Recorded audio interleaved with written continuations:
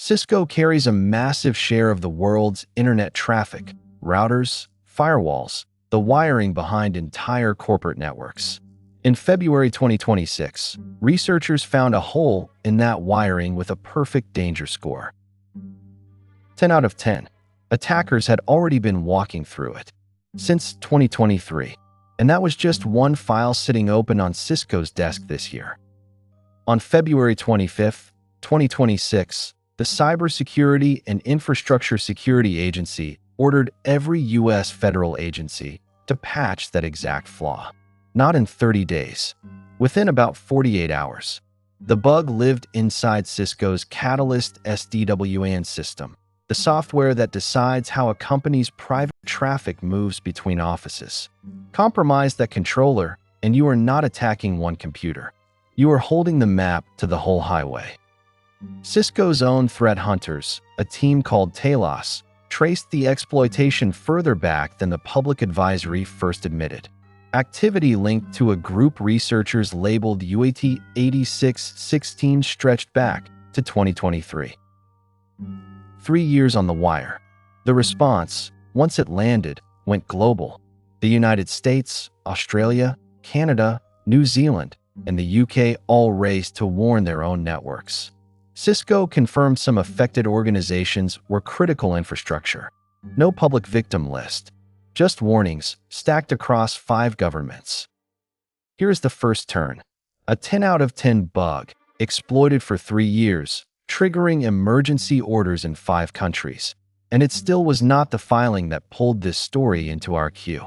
Something else got flagged first. That document was not about hacking at all. On August 12, 2026, Cisco filed an 8K with the SEC. Automated tracking flagged it as a possible breach filing because the risk factor language mentioned data breaches and cyber attacks in the same paragraph as the words Form 8K. Pull the actual filing, and the story changes. 2 items only. Results of operations. Financial exhibits. No material cybersecurity incident. No item 105. What the filing actually announced was Cisco's best fiscal year on record. $63.3 billion in revenue, up 12%. Fourth quarter profit alone, $3.9 billion. The phrase data breach was sitting in a routine risk paragraph every public company includes. Boilerplate, not a confession. So why does Cisco still belong in this file? Because the same week executives celebrated a record year, 3 separate Cisco stories were still active in the wild, and none of them were finished. One where Cisco's own customers got hurt by a Cisco bug. One where Cisco itself got fooled over the phone. One still just reporting that Cisco has never confirmed or denied. Start with the bug already loose since 2023. Cisco calls it CV 2026-20127, a flaw in the Catalyst SD-WAN controller, the software brain deciding how a company's private traffic moves. Normally, only trusted internal systems can talk to that brain. This flaw let an outsider skip the trust check completely. Walk the chain. An attacker sends a crafted message over the network. No login required. The system mistakes them for a high-privilege internal user. From there, they reach a management channel built for engineers and start rewriting how the network routes traffic.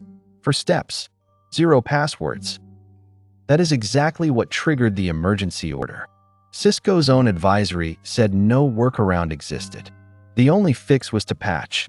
Agencies raced a 48-hour clock while defenders on 5 continents scrambled to check their own gear. Second turn. A flaw that quiet for 3 years is not a random accident. It means almost nobody was watching that specific door.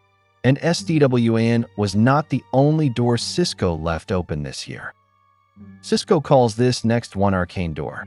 High confidence, same actor, that first hit Cisco firewalls back in 2024 and returned in 2025. This time through 2 chain flaws in the VPN web server that lets remote workers log in. Chain them together, and an attacker gets full remote control. The dangerous part was not just getting in, it was staying in. On older ASA firewalls without a feature called Secure Boot, the actor modified the firmware itself, deep enough to survive a software upgrade. Cisco says newer, Secure Boot protected hardware was never successfully compromised. The legacy boxes told a different story. Now flip the story. Cisco was not always the vendor with the bug. In July 2025, one of its own representatives took a phone call. A convincing voice on the other end talked its way into a single instance of a third-party cloud CRM. No hacking tool, no exploit, just a phone call. What left the building was basic Cisco.com account data, names, companies, emails, phone numbers, account details. Cisco says no passwords, no proprietary customer files, and no other CRM instance was touched. Small in scope, still enough to fuel targeted phishing against everyone on that list.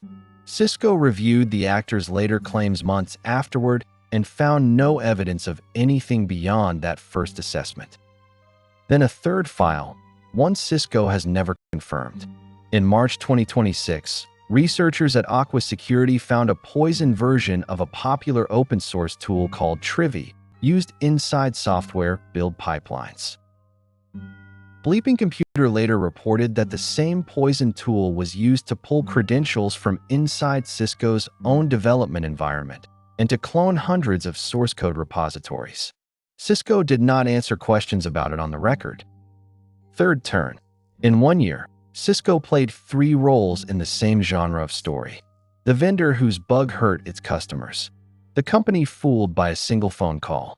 And, in reporting it has never confirmed, the reported victim of its own supply chain. 3 faces. 1 company. Behind every one of those files is somebody's Tuesday. A network engineer racing to patch SD-WAN gear before a federal deadline. A small business running a firewall it will never think to check for Secure Boot. A Cisco employee whose one phone call became a company-wide incident report. Concentration risk stops being abstract when this many people route through the same brand. Here is the number that closes the loop.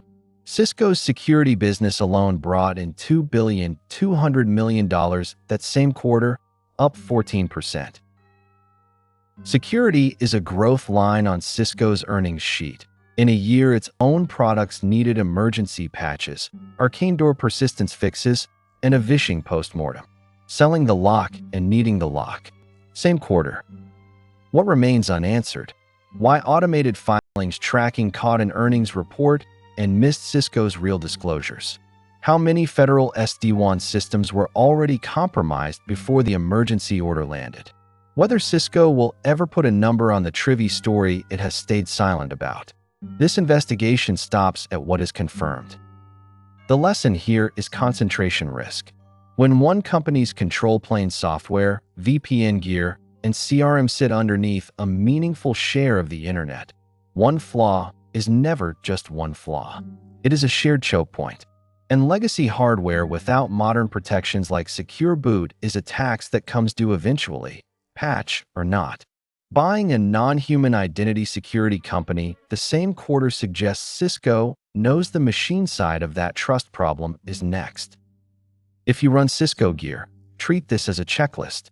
Patch SD-WAN controllers now. There is no workaround. Retire or reimage pre-Secure Boot firewalls instead of trusting a patch alone. Put phishing-resistant verification in front of any help desk or CRM access. So one convincing phone call cannot become a data export. None of this is exotic. It is maintenance that keeps getting deferred. This was never really about one earnings filing. It was about a company so embedded in global infrastructure that even its record year could not stay separate from its patch queue.